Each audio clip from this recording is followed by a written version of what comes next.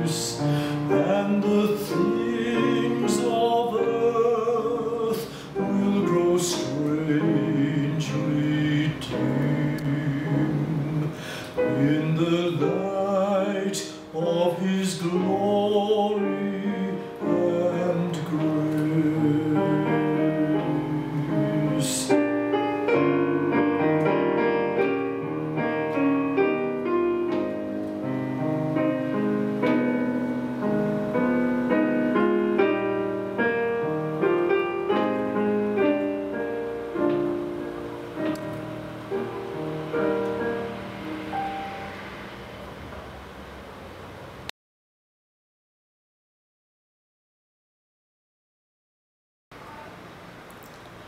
Coleroy music camps had a great impact on my life, including noisy and sleepless nights in the boys' and girls' bunkhouses. I hasten to add that my knowledge of both was second-hand. Coming from the small core of Ashfield, my musical experiences were limited, but meeting musicians at camp like Howard Davies, Noel Jones, Brian Hogg and others opened my eyes and ears to the opportunities that God's music can speak and communicate. We always aimed for the best musical standards, but of greater importance was allowing God to take the music and touch hearts, and He did. Bible studies and prayer meetings were a top priority. Of course, one should never forget the final night midnight walks, when lasting friendships were cemented, even up to the present time. When God allowed my ministry at Coleroy to conclude, He opened new music ministry doors in the Philippines, Hong Kong, Malaysia, Singapore and Sri Lanka. My world expanded. Helping young people around the world to make God's music has had an incredible impact on my life.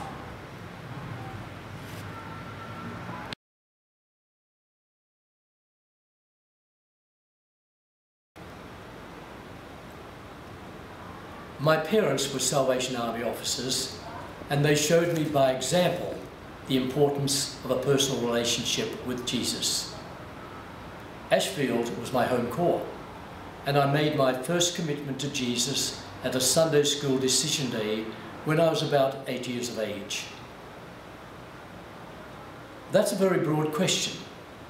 I'd have to say 70 years, and it's true. Joyce Jerd, or Joyce Natty, came to our home for piano lessons.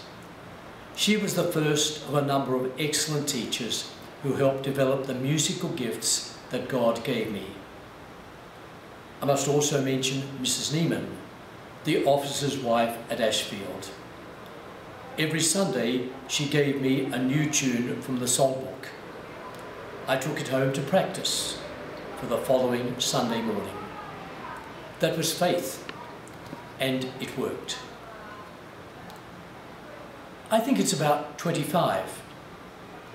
I went to Canterbury Roy's High School with my friend Ron Smart. Ron later became the musical director of Coleroy music camps. And when Ron went to the USA for further studies, I was asked to take on this role.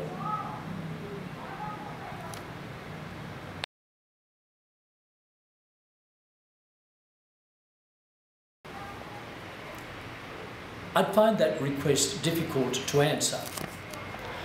I think it's better to answer this way.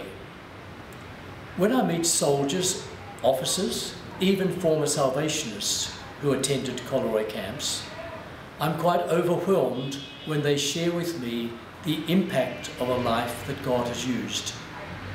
Memories of things I've forgotten, things I wasn't even aware of, but they are warm, precious, and God-glorifying memories. I'm not a Facebook fanatic, but out of the blue each year, birthday messages arrive. I remember one message a couple of years ago.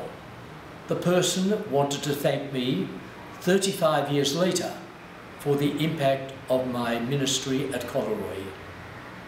It blew me away. I'm still growing up, so I'll name 8 people whose personal interest and example continue to impact my life. They are all wonderful servants of God. Stella Carpenter was my first Corps Cadet guardian. Mrs. Brigadier Gordon Smith, a quiet, saintly servant of God. Commissioner Alistair Cairns, Commissioner Errol Maxwell, General Frederick Coots, General John Gowans, Major Ray Proud, Captain Nerson Kiston. In each of them, I see Jesus. All were extremely busy in their own roles or appointments, but each of them found time to pray for me and to make contact through a phone call or a personal note of encouragement. It's an example I try to follow.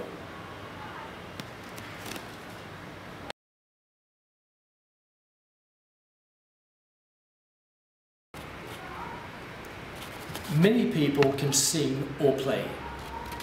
The performance may even be technically brilliant, but sometimes that's all it is. And emotionally or musically, it leaves you cold.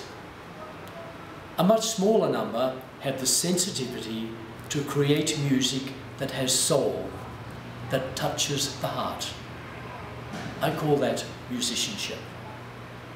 So my dream for this emerging generation is that in every aspect of their lives, including musically, they will allow the Spirit of Jesus to live in and speak through them, touching the hearts of many.